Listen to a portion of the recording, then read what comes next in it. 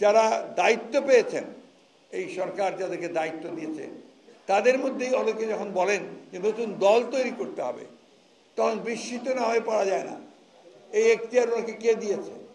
উনি এই দায়িত্ব পেলেন কোথায় যে তিনি বলবেন যে নতুন দল তৈরি করতে হবে?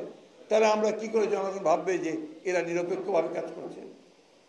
দ্বিতীয়ত দেখবেন, বেশ কিছু সংগঠন, বেশ কিছু গোষ্ঠী তারা ইতিমধ্যে কাজ শুরু করেছেন যে এই অন্তর্বর্তীকালীন সরকারকে অনির্দিষ্টকালের জন্য রাখা হবে। তারা একেবারেই পরিবর্তন করে দেবে, সমস্ত সংস্কার তারাই করে দেবে। তাহলে জনগণের তো দরকার নেই, পার্লামেন্টের দরকার নেই।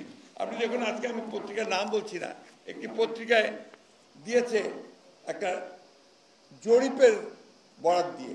এই জরিপ কারা করেছে আমি ঠিক বলতে পারবো না, নাম দিয়েছে ব্র্যাক ইনস্টিটিউট। আমি জানি না তারা কিভাবে জরিপটা করেছে। তারা বলেছে 80% লোক চায় যে যতদিন খুশি এই সরকার থাকুক।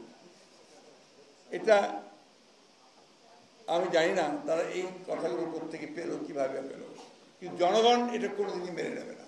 এই ধরনের কথা, এই ধরনের রিপোর্ট করা থেকে আমার মনে হয় যে ভেবেচিন্তেই করা উচিত, এবং এটা যেন বিভ্রান্তির সৃষ্টি না হয় সে বিষয়টাও আমাদের খেয়াল রাখতে হবে।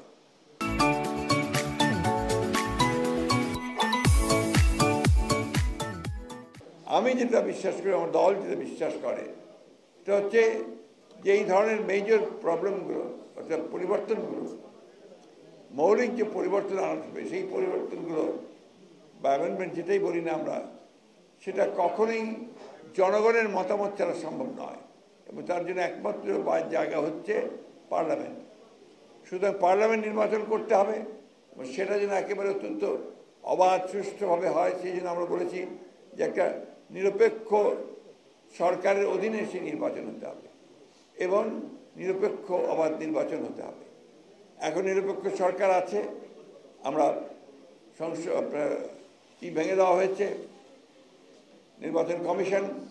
এই নির্বাচন কমিশনকে গঠন করতে হবে নতুন করে নিরপেক্ষতার সঙ্গে, এবং এই নির্বাচন করার জন্যে, একে নিরপেক্ষ করার জন্য, জনগণের কাছে গ্রহণযোগ্য হওয়ার জন্য, অবাধ করার জন্য, সমস্ত জনগণের অংশগ্রহণের মধ্য দিয়ে যেন একটা নির্বাচনটা হয়, তার জন্য সত্যিকার অর্থেই একটি নিরপেক্ষ সরকার অধীনে নির্বাচনটা হতে হবে।